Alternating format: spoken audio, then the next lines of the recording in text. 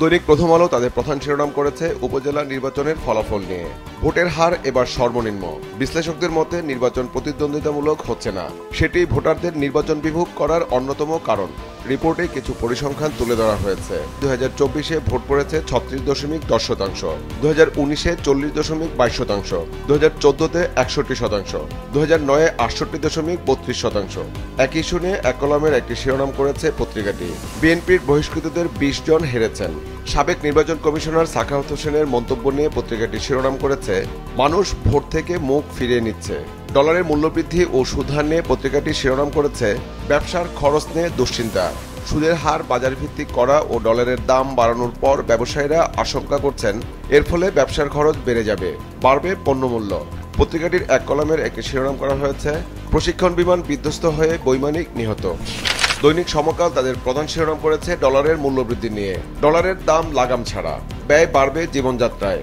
রিপোর্টে বলা হয়েছে, খোলা বাজারে ডলারের দর 125 টাকা। বিনিময় হারে নতুন পদ্ধতি চালুর প্রভাব। ব্যাংকে আমদানি রপ্তানি রেমিটেন্স আন্তঃব্যাংক সহ সব পর্যায়ে দর বেড়েছে। এ কারণে বাড়বে পণ্যমূল্য, উৎসাহিত হবে রপ্তানি ও রেমিটেন্স। উপজেলা নির্বাচনের ফলাফল নিয়ে পত্রিকাটি শিরোনাম করেছে, ভোটের ফারাক ইভিএমের চেয়ে ব্যালটে বেশি। প্রথম ধাপে ভোটার উপস্থিতি 36.18%, মিরেশ্বরায় সর্বনিম্ন ভোট 17%, খেতলালে সর্বোচ্চ 73%। একই ইস্যুতে পত্রিকাটির আরেকটি এক কলামে শিরোনাম করেছে, আওয়ামী লীগের দ্বন্দ্বে বিজয়ী বিএনপির বহিষ্কৃত 7 নেতা। অন্য পত্রিকার মতো দৈনিক যুগান্তরও তাদের প্রধান শিরোনাম করেছে উপজেলা নির্বাচনের ফল নিয়ে। উপজেলা নির্বাচনের ফল বিশ্লেষণ। এমপিদের ভোট কোথায়? সংসদ নির্বাচনে সরকারের দলীয় এমপিরা যত ভোট পেয়েছেন অনেক স্থানে তার চেয়েও কম পড়েছে। গড় ভোট পড়ার হার 36.1%। ইভিএমের চেয়ে ব্যালটে ভোট বেশি। খেতলালে সর্বোচ্চ 73.16 ও মিরেশ্বরায় সর্বনিম্ন 17% ভোট পড়েছে। ডলারের মূল্যবৃদ্ধি নিয়ে পত্রিকাটির শিরোনাম করেছে, কেন্দ্রীয় ব্যাংকের ঘন ঘন নীতি পরিবর্তনে বিভ্রান্তি। ব্যাংকে আগাম ডলার 125 টাকা থেকে 129 টাকা, 118 টাকার দামে ডলার মিলবে খুব কম। প্রশিক্ষণ বিমান বিধ্বস্ত নিয়ে পত্রিকাটি শিরোনাম করেছে, চট্টগ্রামে প্রশিক্ষণ বিমান বিধ্বস্ত, পাইলট নিহত।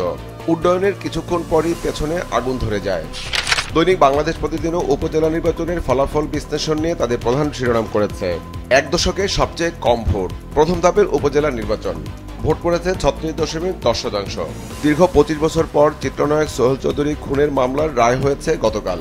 এ নিয়ে পত্রিকাটি শিরোনাম করেছে, আজিজ মোহাম্মদ ভাইসহ 3 জনের যাবজ্জীবন।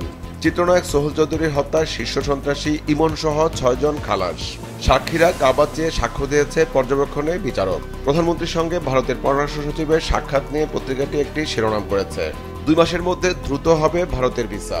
তিস্তা প্রকল্পের অর্থায়নে ভারতের আগ্রহ। সীমান্তে প্রাণঘাতী অস্ত্র ব্যবহার বন্ধে ঢাকার আহ্বান।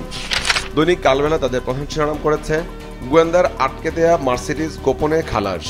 রিপোর্টে বলা হয়েছে, মিথ্যে ঘোষণায় আনা 3টি গাড়ি ছেড়ে দিয়েছে কাস্টমস। লক খোলা হয়েছে যুগ্ম কমিশনারের আইডিতে। কম মূল্যে শুল্কায়ন লক করা পণ্য। 3 গাড়ির শুল্কায়ন মূল্য প্রায় 3 কোটি টাকা। উপজেলা নির্বাচনের ফলাফল নিয়ে পত্রিকাটি শিরোনাম করেছে, নির্বাচন কমিশন কর্মকর্তাদের কপালে চিন্তার ভাঁজ। ভোটার কম, সংঘাত বেশি। একই ইস্যুতে পত্রিকাটি আরেকটি শিরোনাম করেছে, দলের সমর্থন ছাড়া মাঠে টিকে থাকা কঠিন, বিএনপির মূল্যায়ন। সংসদে প্রধানমন্ত্রীর বক্তব্য নিয়ে পত্রিকাটি শিরোনাম করেছে, কাউকে পরোয়া করি না, দেশবাসী পাশে আছে। সংসদে প্রধানমন্ত্রী।